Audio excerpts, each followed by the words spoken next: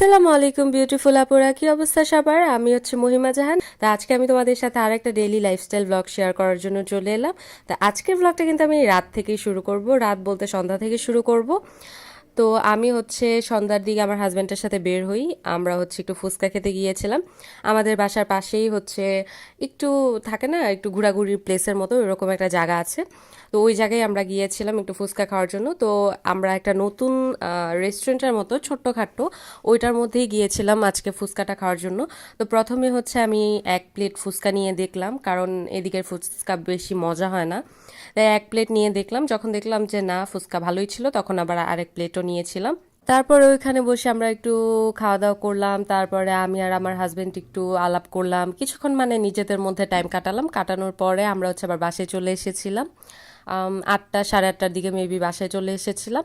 আর হ্যাঁ, তোমাদের একটা কথা বলতে তো ভুলেই গিয়েছিলাম, তোমরা যারা হচ্ছে একদম ফ্রিতে মেকআপ শিখতে চাও বা মেকআপ প্রোডাক্টের রিভিউ বা স্কিন কেয়ার প্রোডাক্টের রিভিউ দেখতে চাও, তারা কিন্তু আমার আরেকটা চ্যানেল এক্সপ্লোর ট্রেন্ড অ্যান্ড ভোগটা সার্চ করে সাবস্ক্রাইব করে রাখতে পারো। সেখানে হচ্ছে আমি একদম ফ্রিতে মেকআপ শিখিয়ে থাকি, এবং তার পাশাপাশি আমি কিন্তু স্কিন কেয়ার এবং মেকআপ প্রোডাক্টের রিভিউ তোমাদের সাথে ওই চ্যানেলটাতে শেয়ার করে থাকি।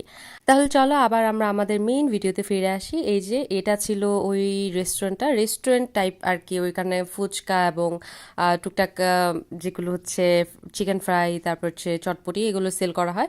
তো এই যে তোমাদের প্লেসটা একটু শেয়ার করলাম তোমাদের সাথে। তো আমরা হচ্ছে ছাদে বসে খেয়েছিলাম, নিচেও এটা প্লেস আছে।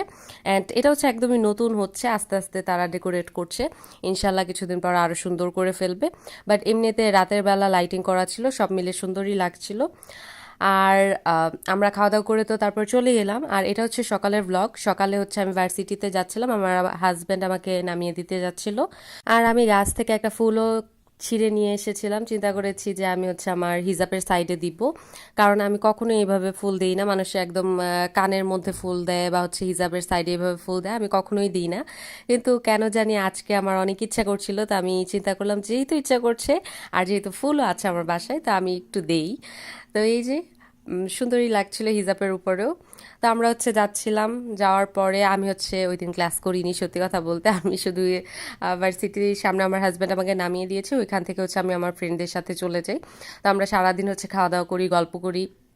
কারণ আমার একটা ফ্রেন্ডের মন একটু খারাপ ছিল, তার সাংসারিক লাইফে একটু ঝামেলা চলছিল। তো চিন্তা করলাম যে আমরা আজকে আর অন্য কিছু করব না বা ক্লাস করব না। তো আমরা হচ্ছে এখানে ফুচকা খেলাম, তারপরে হচ্ছে আমরা আইসক্রিম খেলাম, তারপরে আর কি কি জানি খেলাম, মানে অনেক কিছুই খাওয়া দাওয়া করলাম, এবং তার পাশাপাশি বসে অনেকক্ষণ আড্ডা দিলাম।